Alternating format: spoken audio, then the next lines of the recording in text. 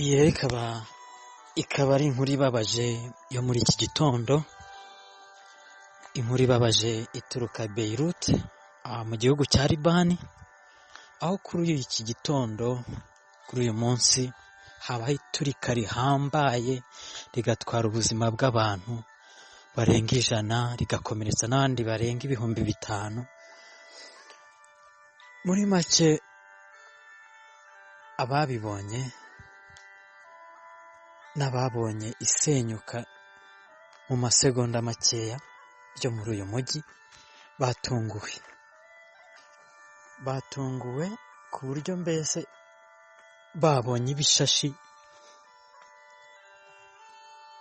bakabona noneho irindi turika rikomeye ryakurikiye ibyo bishashi ritigeze ribaho, ku buryo n'abatanze ubuhamya bose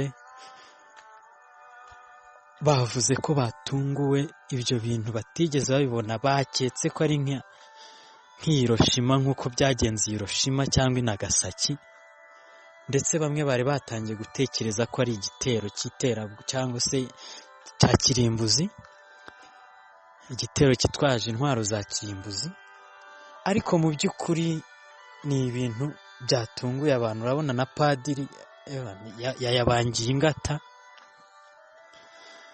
ni ibintu byatunguye abantu uti byatewe n'iki rero.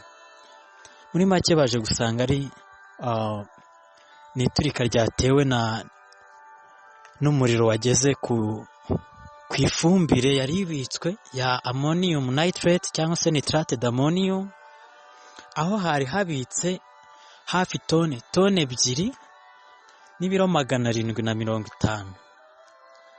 Umuriro wahageze rero utera iturika ritarabaho, ibintu byatunguye abantu, ariko byose bakaba bari kuvuga ko byatewe no kuba ibyo biro cyangwa se izo toni zingana gutyo.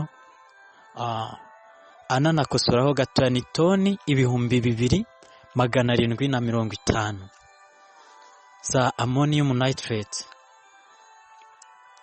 Iyi rero ikaba ari ifumbire ariko ifashwe n'umuriro iturika ku buryo buhambaye, ari nabyo byababayeho.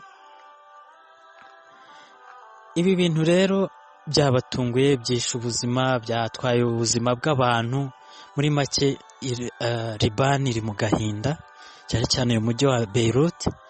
Bakaba rero bakiri gukora investigation ngo bamenye umuntu wagize uburangare bwo kubika iyi fumbire, ntayiteho, ntakore precaution cyangwa se ayirinde bihagije ku buryo nta kintu cyayigeraho, kandi akabika ibiro bingana gutya. Mwabibonye byangije ahantu hanini cyane ku buryo ababashije gukamera babonye ari ibintu bitarabaho kuri iyi si. Ibi bintu rero nyamuneka twavuga tuti abanyalibani mwihangane, Beirut cyane cyane, ariko binatubera isomo.